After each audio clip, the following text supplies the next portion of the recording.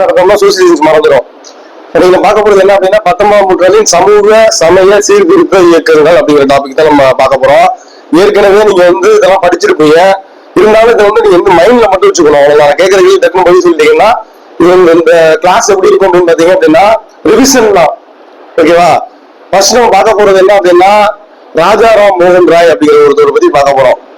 ஆத்மீய சபா அப்படிங்கிறத ராஜாராம் மோகன் ராய் எந்த வருஷம் கொண்டு வருவாரு?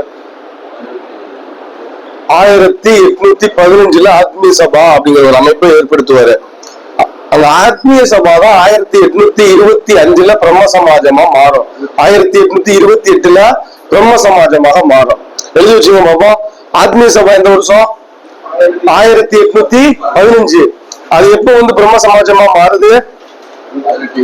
1828. ஓகேவா?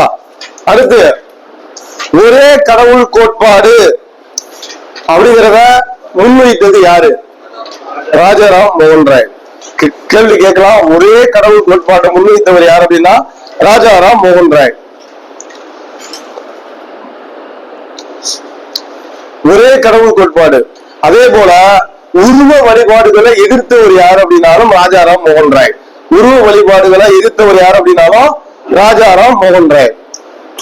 3 விஷயம் பார்த்திருக்கோம். ஒண்ணு என்ன அப்படின்னா 1815 ஆத்மீய சபா உருவாக்குனது யாரு?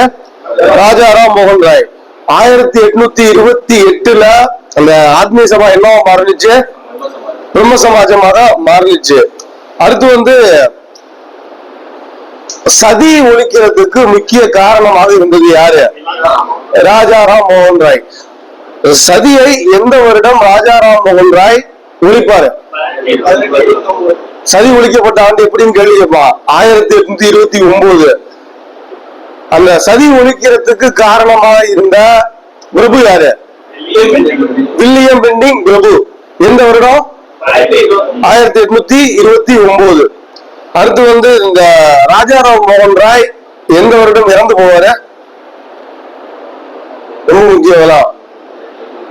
1833. நவீன இந்தியாவின் விடிவெள்ளின்னு அழைக்கப்படுவர் யாரு? ராஜாராம் மோகன் ராய். மறுபடியும் நான் ரிவிஷன் பண்ணுவேன். ராஜாராம் மோகன் ராய் நீங்க தான் சொல்லணும். நவீன இந்தியாவின் விடிவெள்ளின்னு அழைக்கப்பட்டவர் யாரு? ராஜாராம் மோகன் ராய் எந்த வருடம் இறந்தாரு? அடுத்து விதவை சதியை ஒழித்தது எந்த வருடம்? சதியை எந்த பிரபுவுடைய முயற்சியால் ஒழித்தாரு? வில்லியம் பெண்டிங் பிரபுவோட முயற்சியால் ஒழித்தாரு. ஒரே கடவுள் கோட்பாடு, உருவ வழிபாடு கிடையாது அப்படிங்கிற பிரின்சிபலை கொண்டு வந்தது யாரு? ராஜாராம் மோகன் ராய். எந்த வருடம் ஆத்மீய சபா உருவாக்கப்பட்டது? 1815. எந்த வருஷம் அது பிரம்ம சமாஜமாக மாறிச்சு? 1828.